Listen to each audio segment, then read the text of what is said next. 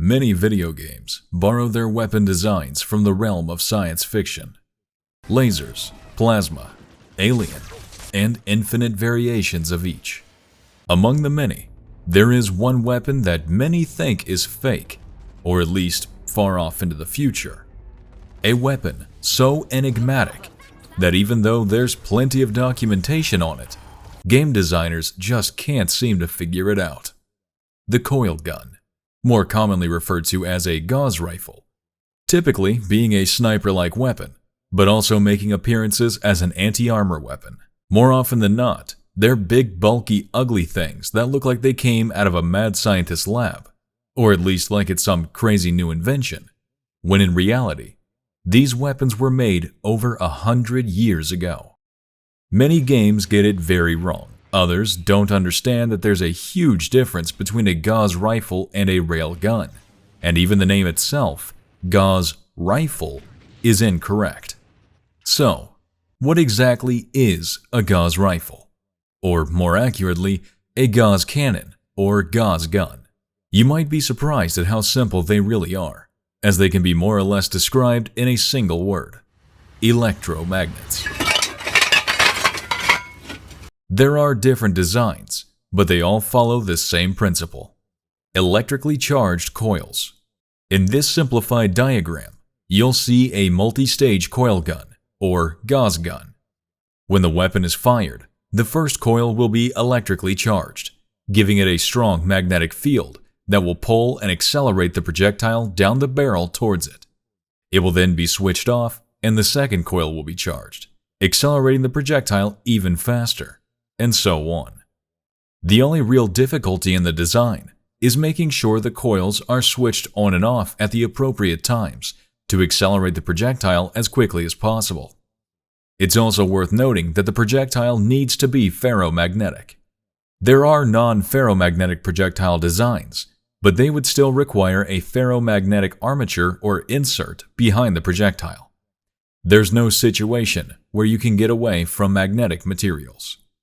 The solenoid-style ferromagnetic projectile design simply pulls the projectile down the barrel, specifically a smoothbore barrel, thus disqualifying the rifle terminology, as it's specifically not rifled. Another inherent design hurdle to overcome would be a projectile's magnetic hysteresis loop.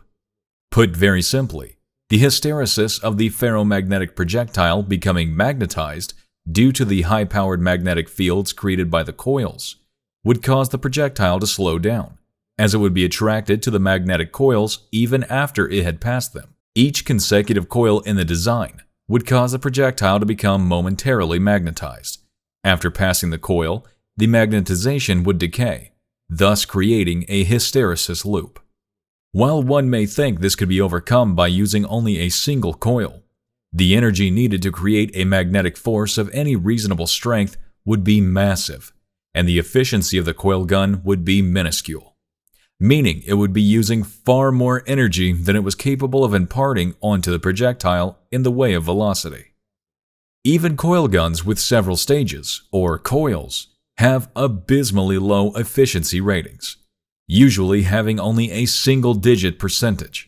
America's Defense Advanced Research Projects Agency, or DARPA, created an experimental 45-stage coil gun mortar that was capable of delivering 1.6 megajoules kinetic energy to a round. But even at 45 stages, its efficiency peaked at only 22%. Before we get too far ahead of ourselves, let's take a look at where all this started. For that, we travel all the way back to 1845 at the University of Kristiania, since renamed to the University of Oslo. A Norwegian scientist named Christian Birkeland had begun development of the world's first coil gun. Birkeland wouldn't finish his device for decades, finally patenting this design in 1904. After many iterations of the machine, his new magic weapon could fire a 500-gram projectile at 50 meters a second.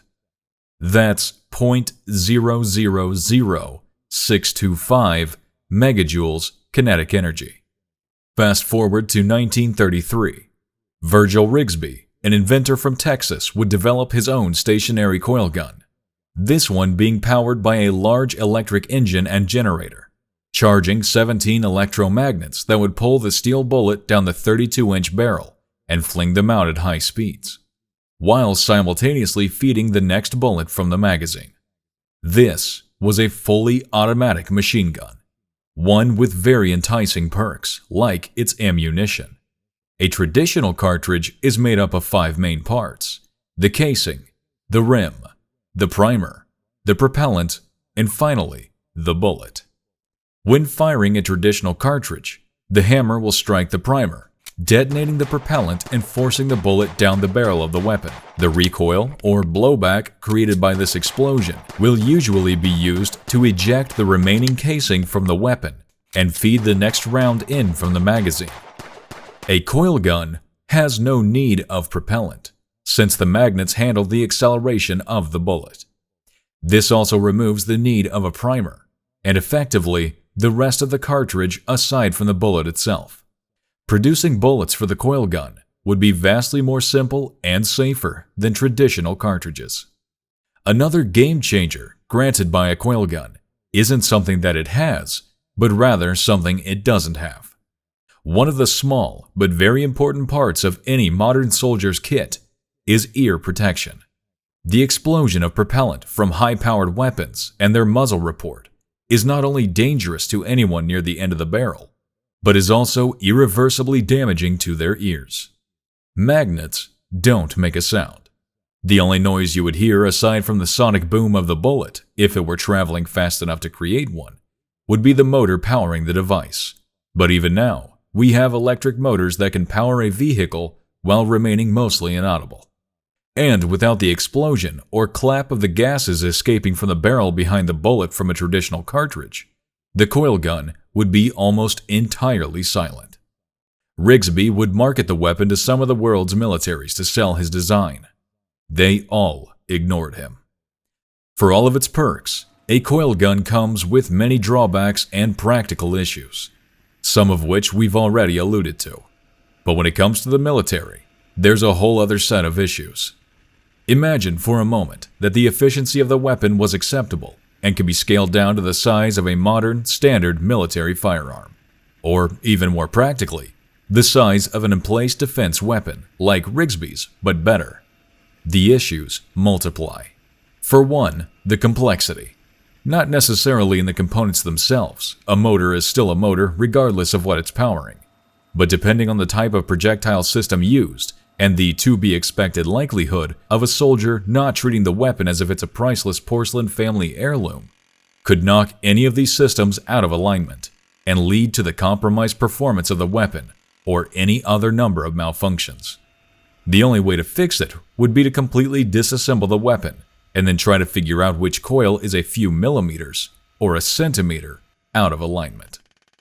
That's not even mentioning the fact that any soldiers operating the weapon would need special education and training to even begin to know what they should be looking for when a problem arises. Maybe they could make the weapons modular. That way you could remove the barrel and attach a new one. But then what happens if the motor becomes damaged? Or the generator runs out of whatever type of fuel it's using? How many spare parts will this thing need to have sitting right next to it to make sure it can work?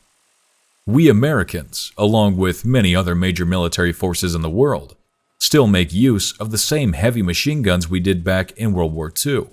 So, maybe in some cases, simpler is the better way to go. Now that we understand a coil gun's functionality, as well as some of their pros and cons, let's take a look at some of their different renditions in a few games. We'll start with Fallout 4's Gauss Rifle version of the coil gun. Its description reads, "The Gauss Rifle uses magnetic induction to propel a projectile at incredible and devastating speed. Each shot can be charged for maximum damage by keeping the trigger held in for a moment before releasing."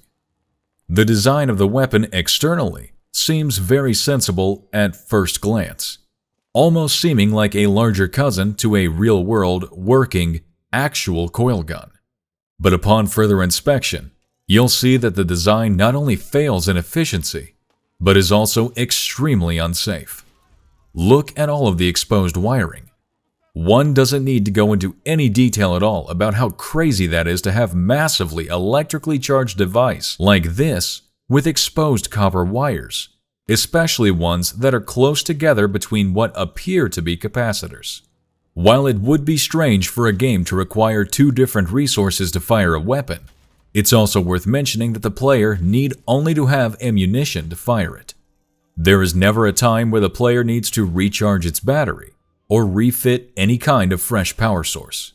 The Fallout 4 Gauss Rifle definitely falls short of any kind of realistic portrayal of a Gauss gun.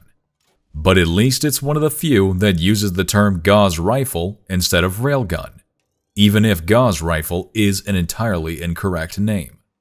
Let's take a look at an assault rifle hybrid variant of the Coil Gun, the Starcraft Terran Marines C-14 Impaler Gauss Rifle. And this one might actually be a rifle. This weapon has an incredibly interesting design. For starters, notice the casings being ejected. This is because of the weapon's gauze-assisted hybrid design. Rather than just relying on traditional cartridges or ferromagnetic ammunition propelled via electromagnets, it uses both. The way the designers try to overcome the power requirements a Gauss gun would need is by stipulating that a Terran Marine's CMC Power Armor's cold fusion reactor could help power the weapon. The traditional cartridge's gunpowder, combined with the coil gun design, would propel the 8mm armor-piercing metal spikes at hypersonic speeds. Supersonic merely means 340.29 meters a second, the speed of sound. Hypersonic means 1,701.45 meters a second, 5 times the speed of sound. While it's not known how much gunpowder is behind these monstrous rounds, in the real world, the Vulcan cannon, which fires a 20mm round at 1,050 meters a second, a little more than 3 times the speed of sound, uses a 150 grain propellant, so it's very likely that the magnetic accelerator pack inside the C-14 is making up a fair bit of the speed. Starcraft's weapon designers were also smart enough to not give out that much information about their weapons, and with the C-14 all wrapped up in a nice rifle-like package, we can't see the inner workings or how the coil stages are set up. Well played, designers.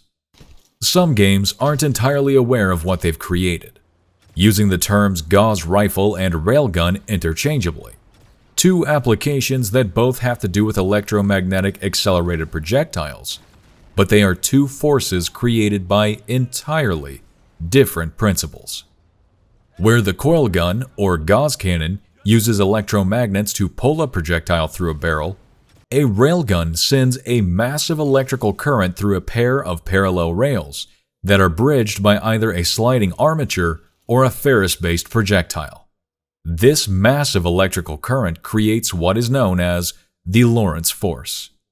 The Lorentz force, named after Hendrik Lorentz in 1895, is the combination of electric and magnetic force on a point charge due to electromagnetic fields. When a bridge between the rails is created, the flowing current makes the railgun behave as an electromagnet, creating a magnetic field inside the loop formed by the length of the rails up to the position of the armature. The magnetic field circulates around each conductor. Since the current is in the opposite direction along each rail, the net magnetic field between the rails is directed at right angles to the plane formed by the central axis of the rails and the bridging object.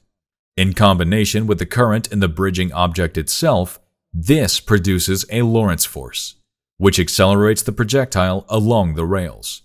It's worth mentioning that a railgun not only requires more power and has a lower efficiency than a coil gun, but it also has a much lower limit on kinetic energy applied to a projectile. However, they're way easier to make, which seems to be the main reason they're the most popular electromagnetic weapon being pursued by today's militaries. A branch of my home team's military, the US Navy, currently has one. It's not in active use, just R&D at this point, as they haven't worked out all of the kinks or found a ship that has a powerful enough engine to feed the massive current needed by the weapon. However, as far back as 2008, it was already at the point in which it could accelerate an impressively large projectile to 6 times the speed of sound. That gives this weapon an effective range of 110 nautical miles. For comparison, the U.S. Navy's 16-inch Mk7 Iowa-class naval gun using explosive charges has a range of around 21 nautical miles. Also, don't be confused by the fire and smoke. That's not from an explosive charge. It's air that's been superheated by the friction and compression caused by the projectile. The spark, or plasma, combined with the bits of metal scraped off from the projectile in the barrel during its acceleration, causes this to happen. A great example of this would be when a spacecraft is re-entering the atmosphere. The spacecraft develops an enormously energetic pressure wave at its surface. The energy density is sufficient to cause atmospheric molecules to dissociate, and their component atoms to become ionized.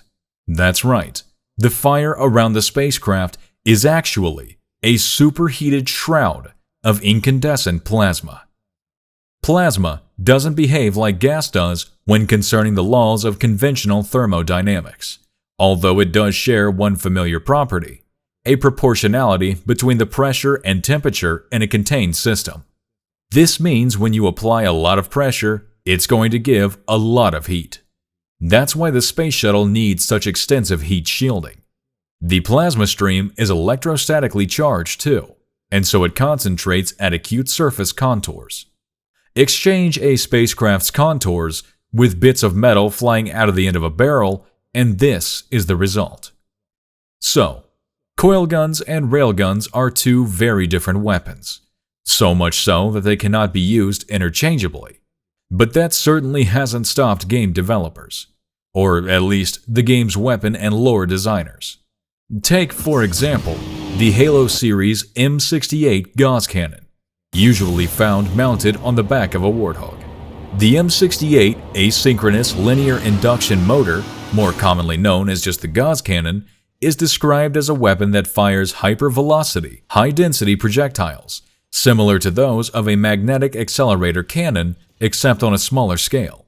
Also known among the troops as the 68, the Railgun, the Tent Pole, and the Gas Gun.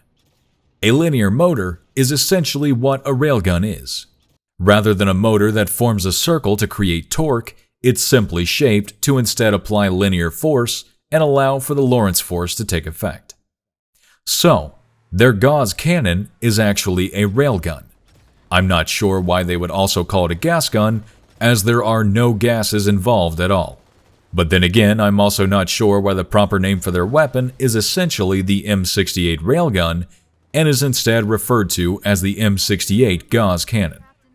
Especially since they also have the Asymmetric Recoilless Carbine, or ARC 920 Railgun. And this one actually is a railgun. The ARC Railgun is a result of scientific breakthroughs following the Human Covenant War that allowed for portable, handheld, electromagnetic launcher systems to be used in combat. The ARC's disposable power cell and ferric-shelled high-explosive projectile has dramatically decreased the weapon's total mass. Despite the ARC 920's lighter weight over previous models, it is still too heavy and cumbersome for general use by non-augmented personnel. The rifle requires a brief charging period before firing high-explosive rounds accelerated to an incredible speed.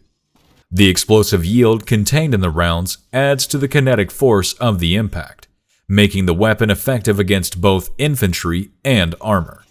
The ARC 920 is one of the various limited production electromagnetic launchers in service with the UNSC Armed Forces, and is widely considered to be the best among them.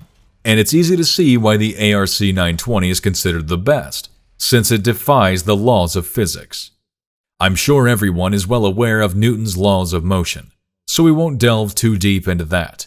But recoilless is one thing a railgun certainly isn't. Even a recoilless rifle isn't truly without recoil. It's just mitigated by venting some of the gas out of the rear of the gun, creating a counter force, as is the case for the real-world M40.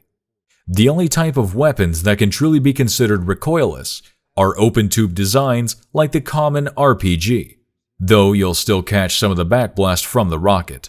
This is also extremely dangerous for anyone standing directly behind you as well, and definitely isn't something you would want to put to your shoulder.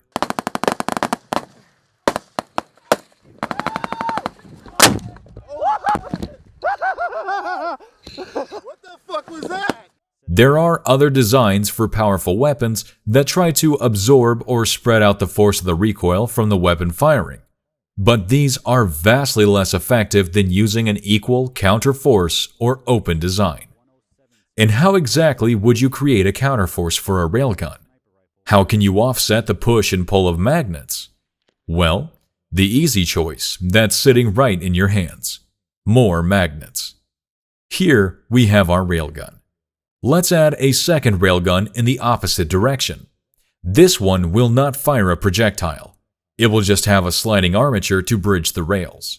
Speaking of bridging rails, let's go ahead and correct a massive problem with Halo's railgun: the fact that the ferromagnetic projectile isn't in contact with the rails.